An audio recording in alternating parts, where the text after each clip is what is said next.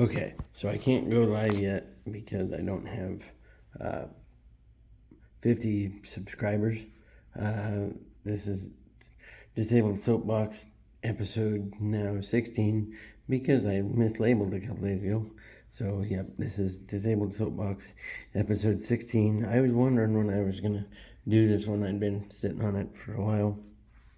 So, I filed a equal opportunity employment lawsuit it'd be a few months ago, and I just got a letter a few weeks ago that said that my case was dismissed because of insufficient evidence. Here's the catch. The evidence that I gave and the people that I gave them to contact, they did not reach out. So they discounted all the information I had and all the information I had available to me and made a decision without doing their due diligence. And they shut it down.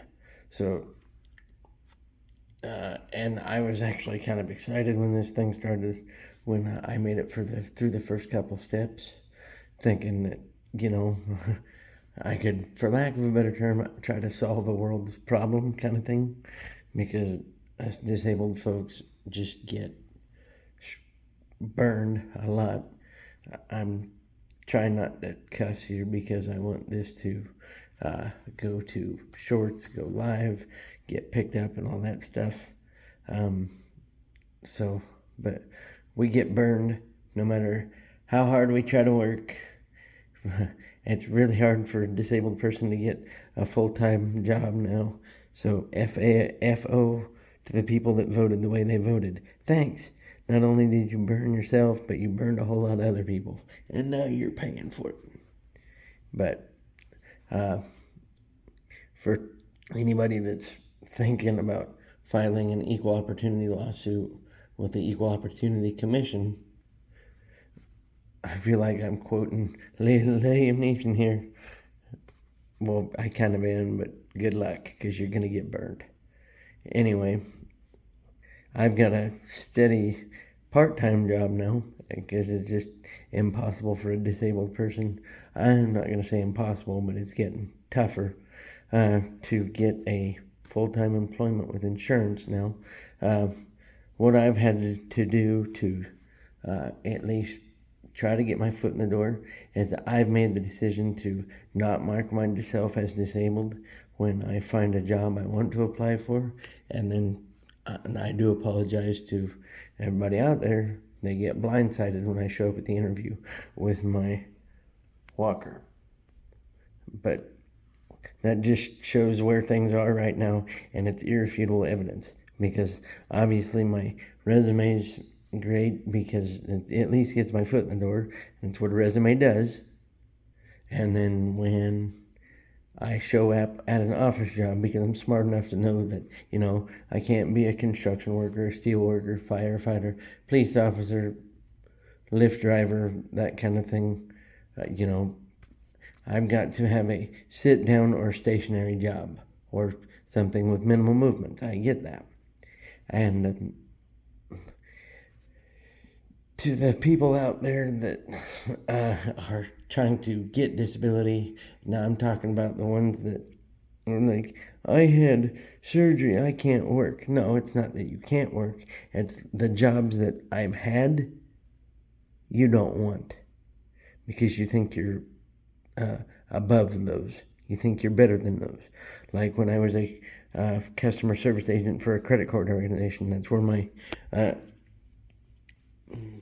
equal opportunity lawsuit stemmed from. It was because of a wrongful termination that I lost. So I just don't give a darn anymore, and good luck. But one of the things at that previous employer that I found laughable is it didn't matter the circumstances. Didn't matter if you just got lit up by a customer that was yelling at you because of their irresponsibility. No matter what, you had to get a specific line in at the end of every call. And if that was not able to be put in and they caught you, it was called a business intent error. And with a business intent error, if you get enough of those in a certain amount of time and it was supposed to reset after 60 days, that is a lie. That is not the case, because they held everything against me for the past year instead of resetting the way it was supposed to. That's why I was terminated. And also, with the previous employer, didn't matter the circumstances. They only wanted you to take 15 seconds between calls. Now, think about that. If you have to leave a note and things aren't working right or anything like that, it doesn't matter. They only wanted 15 seconds before you were hitting the button to get ready or to take your next call. Anyway, today was an actual soapbox day, episode 15, I think. And I do apologize if the number's off. I do appreciate all the support.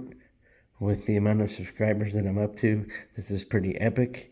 And like I said, I'm excited to get to 50 so I can go to live stream and stop using, even though this guy's awesome, stop using Charizard as my face thing. But it's just a thing that I'm going with. I'm not putting my face on camera unless there's extenuating circumstances till I get 50 subscribers. But, and then with everything that's going on just in the country right now,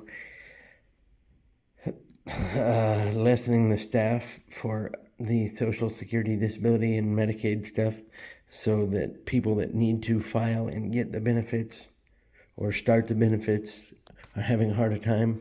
That's just not cool. And I was a big proponent of, a big supporter, and I was ecstatic about Tesla, and I've even got some shares of Tesla, and I'm waiting on them to get back to a point where I can get out without losing my head, even though I got them as a gift. But I want to get them sold so I get them invested elsewhere. Anyway, today was just kind of a soapbox ramble day. I apologize, but I do appreciate all the subscribers that I've got. Thank you for your time. Like I said, I want to get to 50 so I can give away free stuff, free Pokemon cards and that kind of stuff, and get myself to where we can just do more. My fiance wife also had an experience of, she got a call about a job interview, and then they found out she was disabled and they ghosted her. Think about that for a second. So people that tell me discrimination doesn't happen, I'm sorry, but you're wrong. It's there. You just don't want to admit it because you're a snowflake. Even though you call people on the left snowflakes, conservative, you're just as big as snowflakes as anybody else. Anyway, thank you from Disabled Soapbox. Thanks for the support. You guys have a good day and a safe rest of your week. Disabled Soapbox out.